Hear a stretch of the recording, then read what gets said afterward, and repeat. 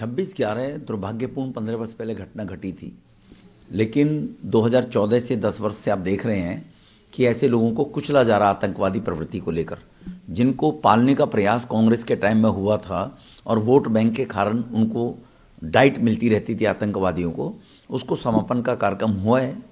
इसी दिन को हम कॉन्स्टिट्यूशन दिवस के रूप में मनाते हैं, क्योंकि आज से 1949 के अंदर भारत का संविधान लागू हुआ था। डॉक्टर अंबेडकर जी ने, जो देश के प्रधानमंत्री जी ने आज मन की बात में भी कहा कि 2 साल 11 महीने 18 दिन उस संविधान को बनाने में लगे थे।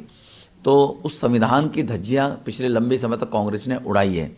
जो आज महिलाओं के लिए प्रधानमंत्री जी आरक्षण लेकर आए 33%, उसी संविधान के तहत लेकर आए, क्योंकि इसी संविधान को लगभग 100 बार इसको अमेंडमेंट तो 2000 बार किया गया है और इस संविधान में बदलाव भी लगभग 100 बार किया गया है पिछले लंबे समय तक।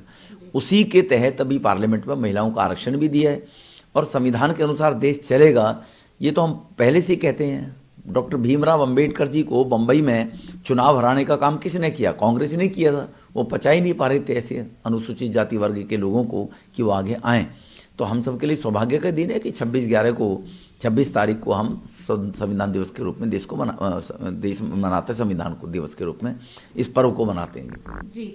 देखो, पार्लियामेंट की कमेटी है, एथिक्स कमेटी ने भी जब सिफारिश कर दी है, सर्वप्रथम तो उनकी सदस्यता से उनको मुक्त करना चाहिए और ममता जी को आगे बढ़कर कहना चाहिए इस बात को लेकर, अगर वो संविधान में विश्वास रखती हैं तो। क्योंकि ये नया केस नहीं है, इससे भी पहले भी सवाल पूछने के मामले को लेकर कुछ सांसदों ने पैसे लिए थे, उन पर आरोप लगे थे, उनकी सदस्यता गई है आज से 10 साल पहले।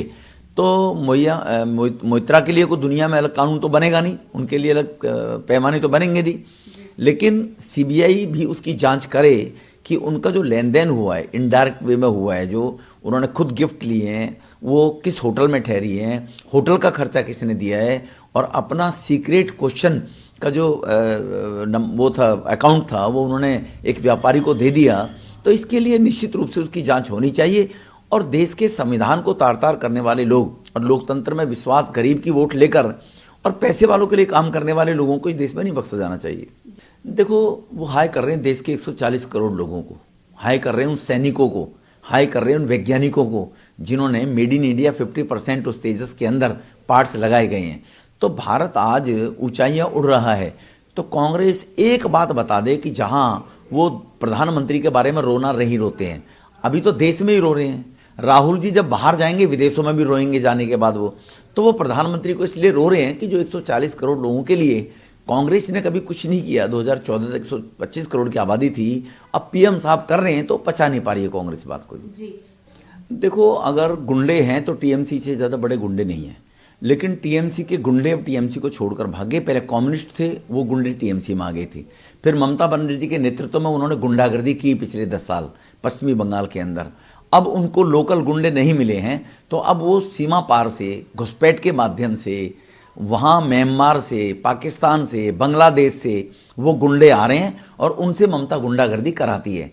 तो ये तो एडमिनिस्ट्रेशन और वहाँ का प्रशासन इस बात को देखेगा, वो जिम्मेवार रहेगा कि इस प्रकार के भाड़े के गुंडे ममता भेजकर और लोगों पर पथराव करती है, लोगों पर आगजनी करती है। आज भी 2000 परिवार चुनाव में जो गुंडागर्दी की और जीतने के बाद ममता ने कराए, ममता जी का नंगा नाच पूरे देश ने देखा है और देश जानता है कि यही ममता जी किसी जमाने में कम्युनिस्टों को गुंडा कहती थी जब कांग्रेस में थी।